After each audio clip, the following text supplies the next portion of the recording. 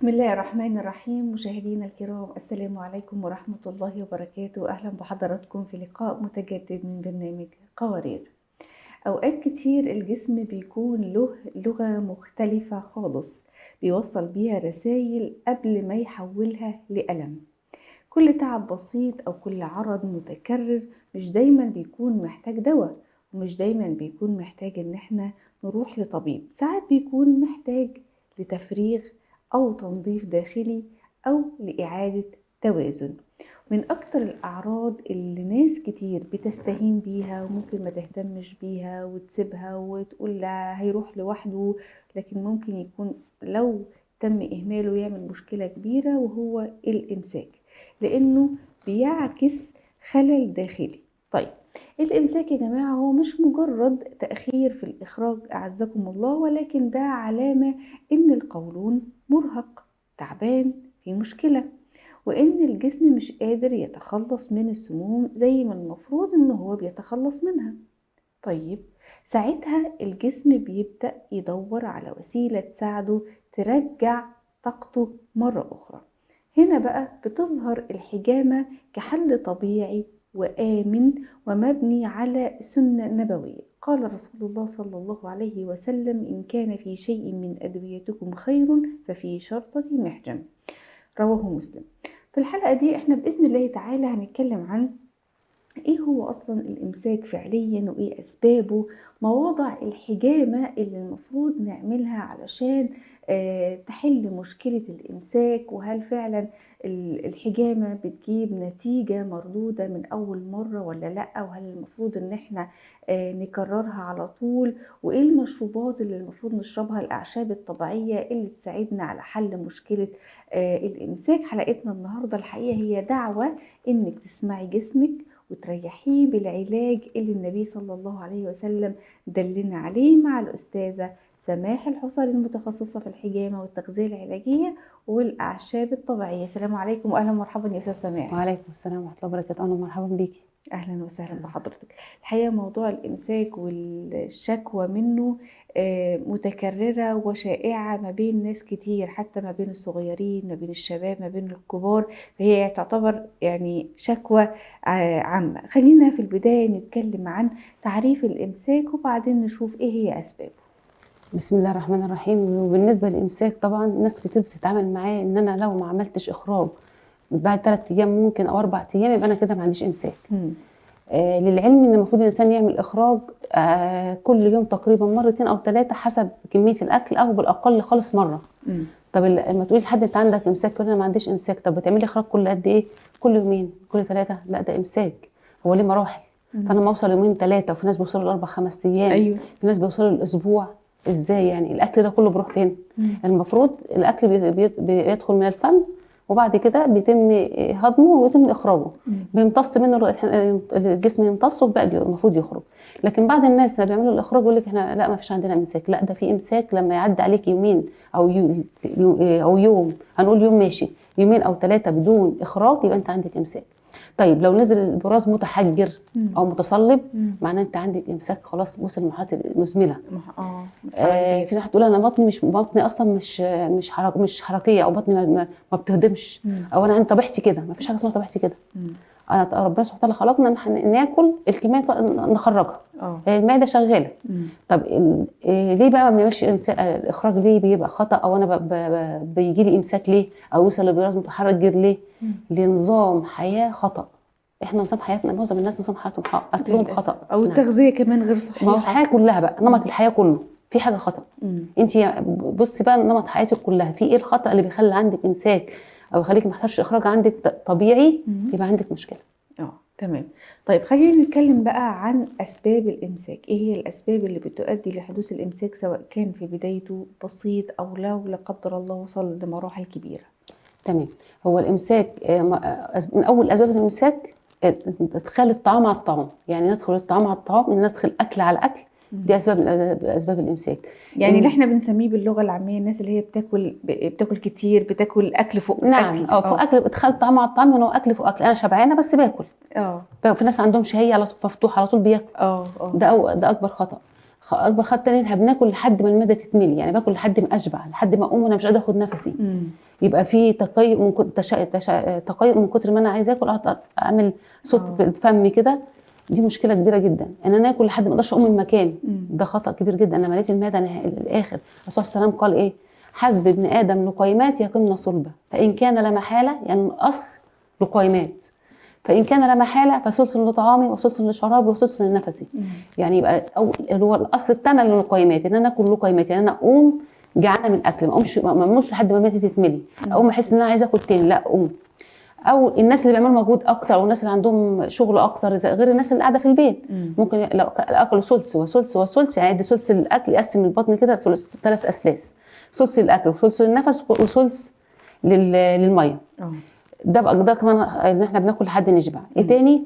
التحليه. احنا عندنا عامه كده بنحلي بعد الاكل، على طول نحط الفاكهه، او بناكل الفاكهه او حاجه حلوه او اي حاجه بعد الاكل مباشره. وده خطا. خطا، لان ربنا سبحانه وتعالى قال وفاكهه مما تخيرون ولحم طير مما تشتهون. فالاول الفاكهه، لو انا عايزه اكل فاكهه، اكل الفاكهه قبل الاكل بساعه، اقل حاجه 45 دقيقه، تمام، اكل ثمره فاكهه. طب انا عايزه احلي، اكل حاجه معنى ان تاكل حاجه مسكره بعد الاكل معناها ان النشويات عندك، اكلت حاجه في نشويات كتيره جدا، اكلت كتير، دي مشكله. انا بعد الاكل بساعتين ابتدي افكر ان انا احلي. تمام، بعد الاكل بساعتين، بساعه ونص، بس اكتر حاجه ساعتين يعني افضل. حاجه تاني ان انا باكل وبنام، او باكل وبقعد ما بتحركش. انا باكل ومش قادره اقوم، خلاص ميت معدتي على الاخر، اكلت لحد الشبع واقعد مكاني ما اتحركش، فانا ما حركتش المعده. ايوه. كمان اشرب ميه كتير جدا بعد الاكل، امسك كاسه ميه واشربها كلها بعد الاكل مباشره، جرعه بعد الاكل مباشره. ده طبعا بيقلل حمض المعده، بيقلل البكتيريا، بيقلل شغل المعده للهضم. انا ما بشربش ميه كتير. لو انا عطشت قوي بعد الاكل وابتديت ان اشرب بسبب النشويات اللي اكلتها كتير، او اكلت حاجات مالحه كتير، اخد بقي فقط بقين، شرفتين كده، وبعد كده اشرب الميه بعدها ب 45 دقيقه او نص ساعه. تمام. حاجه تاني ان انا قلنا ما بتحركش بعد الاكل، بنحلي بعد الاكل، ده خطا. شرب المياه الغازيه بعد الاكل، انا باكل لحد المعده. ده في ناس كتير ما بتقدرش تاكل استاذ سماح الا لما بيكون جنبها الحاجه الساقعه، جنب اللي هي المياه الغازيه جنب الاكل، سواء فطار او غدا او عشاء، على طول يقول لك لا ما بنعرفش، دي اسمها بنبلع بيها. لا انت ما بتبلعيش بيها، انت بتقللي الهضم بتاعك، بتعملي مشكله في البكتيريا النافعه بتاعتك، بتعملي مشكله في حمض المعده. فانت المفروض الناس في دماغها وفاهمه ان المياه الغازيه دي بتساعد على الهضم. للاسف لا، ما بتساعدش على الهضم. دي بتحسسك بكده، لكن للاسف ما بتحسسش على الهضم. فدي اكبر غلط، دي المفروض نشيلها من حياتنا خالص. ايوه فعلا، دي اهم حاجه. دي بعض الحاجات، او قله البكتيريا النافعه. قله البكتيريا النافعه بيخليك عندك امساك، بيقل عندك الهضم، بيقل عندك الامساك. تمام. دي معظم حاجات، يعني احنا قلنا معظم اسباب الامساك. نعم. طيب، او يبقى في مشكله في المعده، شفنا التعريف، لو في مشكله في المراره، في مشكله بقى طبيه كبيره، محتاج ان احنا بقى لازم نعمل اشعه، لازم تحاليل، لازم طبيعي، طبيب، لازم كشف. يعني كده هنتكلم، ده نمط حياتك. لو انت بس عندك حاجه بقى طبيه لازم انت تروح تكشفي، لان ساعات لو في مشكله في المراره يبقى بسبب الامساك. ففي اجهزه في الجسم اللي حصل فيهم خلل بسببه امساك. لازم يبقى طبعا في كشف، في استشاره الطبيب. نعم، لازم يكون كشف وسونار وتحاليل عشان نفهم السبب. هو ما فيش سبب، يبقى هي تغير نمط حياتها صح، هيمشي الامساك ان شاء الله. ان شاء الله تعالى. طيب احنا عرفنا التعريف والاسباب، خلينا نتكلم بقى عن فوائد الحجامه لعلاج الامساك. في ناس كتيره تسال يا استاذه سماح، هي الحجامه هتعمل ايه لموضوع الامساك؟ ايه الفايده اللي هتعود؟ هل معقول ان انا لما اعمل حجامه الامساك هيروح؟ هي الحجامه سبحان الله، الرسول صلى الله عليه وسلم قال شفاء امتي في 3: شربة عسل وشرطة محجم وكية نار، وان انا امتي خير دوائكم الحجامه. يعني الحجامه شملت كل حاجه، ما تخصصتش في الحديث النبي صلى الله عليه وسلم بحاجه. الرسول صلى الله عليه وسلم ما ينطق عن الهوى، وكل ما ينزل الرسول صلى الله عليه وسلم وحي. والحجامه لما ذكرت في السماء، فالملائكه ما مررت ليله اسريت بي بملئ من الملائكه الا قيل مر امتك بالحجامه يا محمد، عليك بالحجامه يا محمد. ففي حديث كتير جدا جدا عن الحجامه. فالحجامه اكيد هتجيب نفع بالنسبه للامساك. اولا لما نعمل الحجامه بتساعد ترويه الاجهزه، وبتساعد تنشيط اجهزه الجسم اللي في المعده، فبتبتدي تشتغل افضل. وناس كتير قوي بيعملوا حجامه حتى عندهم غازات كثيره بتنتهي، يبقى عندهم الاخراج قليل، ما شاء الله بيحصل اخراج كويس جدا جدا. يعني تقول لك انا كان عندي بطني فيها زي كتمه، وبعد الحجامه ما شاء الله اختفت يعني. ارتاحت. فالحجامه مفيده جدا جدا مع مساج. اللي بيعمل حجامه بتعمل مساج يمين 10 مرات مثلا ويسار 10 مرات على بطن مع كميه زيت مناسبه، وبيحصل تدليك بكاسه الحجامه يمين ويسار. ده برضو بيساعد على تنشيط اجهزه البطن يعني. تمام. وبعد كده بتعمل كاسات حجامه عاديه ده تشريطيه، مفيش مشكله خالص، وبيجيب نتيجه حلوه جدا يعني. طب خلينا نتكلم بقى بالتفصيل عن مواضع الحجامة لعلاج الإمساك. إيه هي الأماكن اللي بتعملوا عليها الحجامة، ونوع الحجامة اللي بتعملوه لعلاج الإمساك؟ مواضع الحجامه الامساك، اول حاجه احنا قلنا الكاهل ده اساسي. الكاهل الكاهل اللي هو 7 فقره ده اساسي نعمله. بعد كده بتعمل خلف البطن مباشره في الوسط نفسه، بتعمل 2 أو 3 من خلف. وبعد ذلك بتعمل من قدام. هنعمل المساج اللي احنا قلنا عليه، وبعد كده بنحط كاسات هواء او حجامه جافه على معظم اماكن البطن، ونسيبها من 3 ل 4 دقائق او 5 دقائق. وبعد كده بيحصل تشريط عند المعده وجانبي المعده، جانبي البطن يمين ويسار، واسفل البطن فقط يمين ويسار.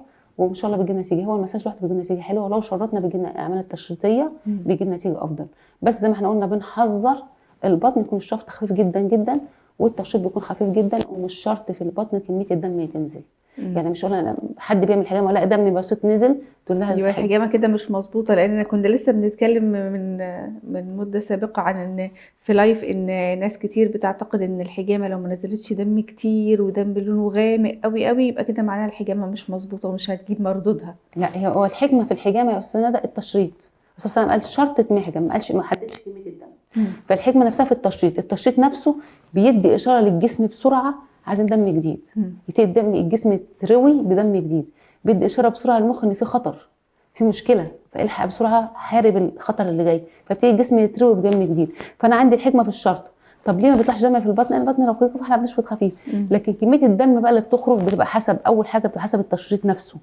تشريط عميق، تشريط خفيف على الطبقه الاولى من الجلد، تشريط عميق جدا جدا حسب التشريط. طيب لو ما فيش تشريط ممتاز وخفيف وبينزل دم، يبقى في سموم في الجسم بتخرج، في شوارد بتخرج، في مشكله في الجسم بتخرج. اما لو تشريط عميق يبقى ما يلومش غير نفسه ويلوم الحجام اللي عمل له حجامه. لان في بعض الناس بيشرط تشريط يعني بيقعد سنين وما بيروحش للاسف. نعم والله جالي ناس عاملين من 3 4 سنين وما راحش مكان التشريط نفسه اكنه جرح. فده خطر جدا جدا. في ناس يعني انا في ناس بيجوا مبسوطين جدا، تلاقي دم كم كبيره، تقول لي دم كتير جدا، بس للاسف التشريط كبير جدا عميق ما جابش نتيجه الحجامه اللي هي المفروض تيجي. بالظبط.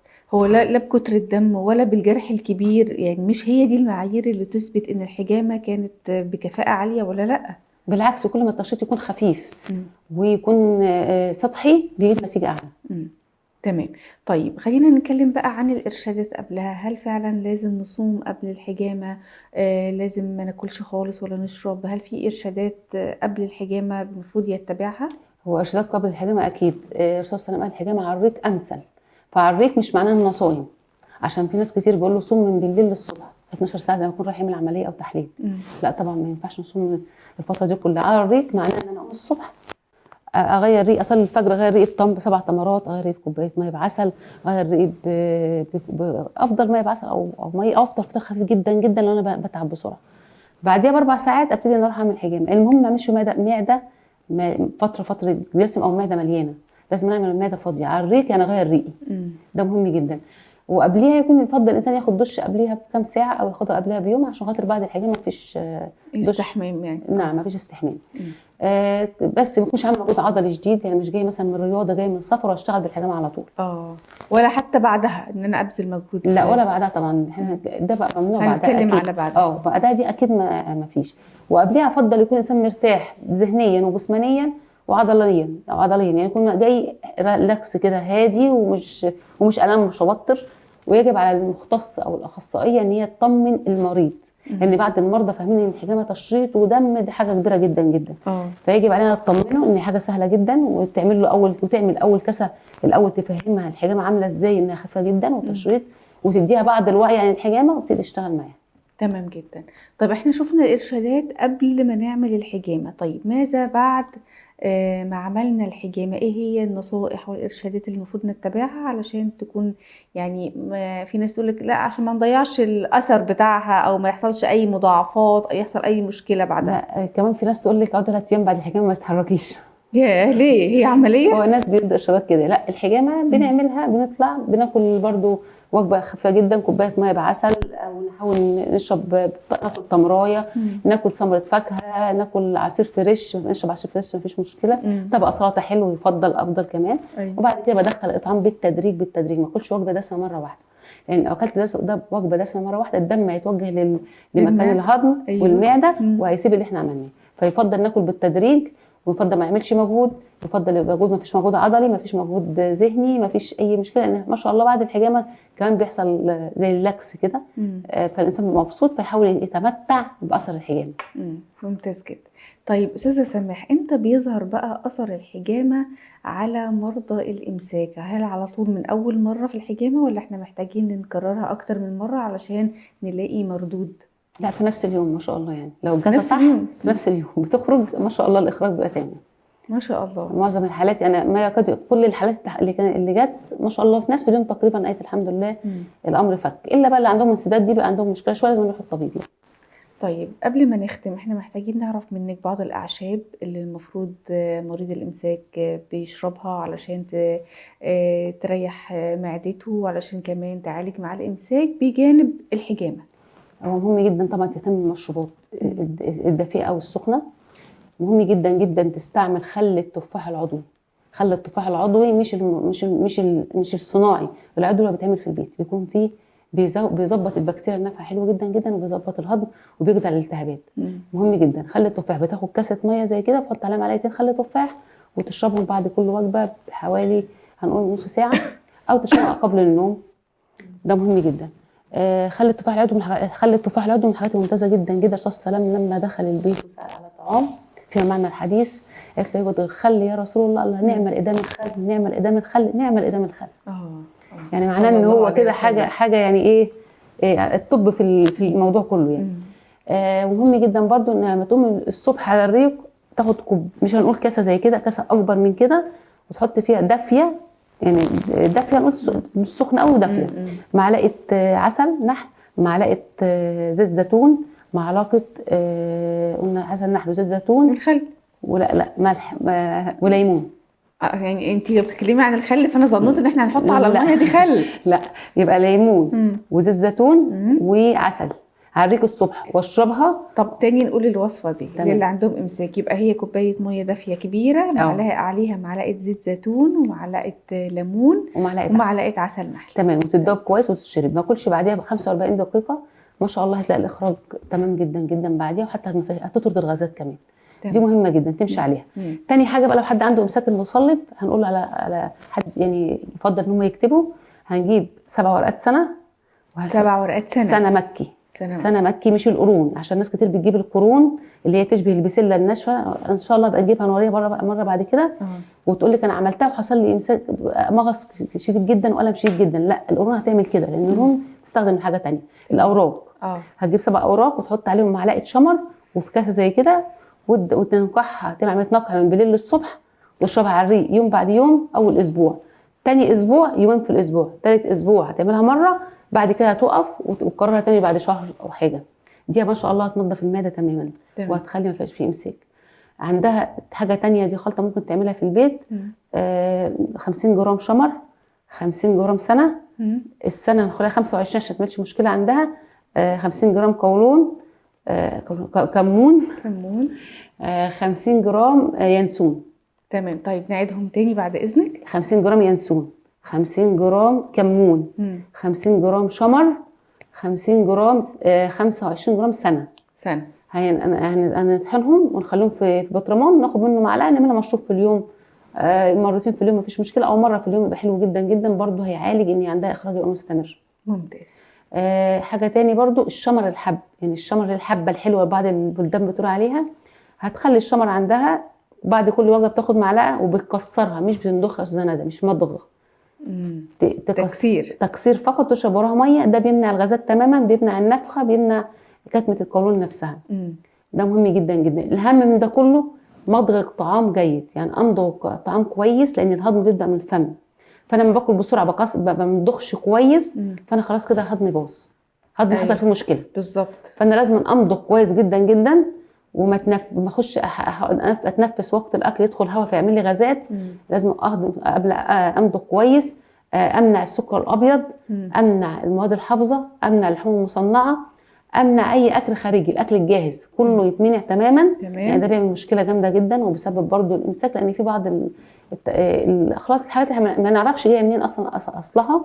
فيفضل اكل البيت ممتاز جدا جدا. وانصح كمان بشوربه العظام بالذات اللي عندهم امساك.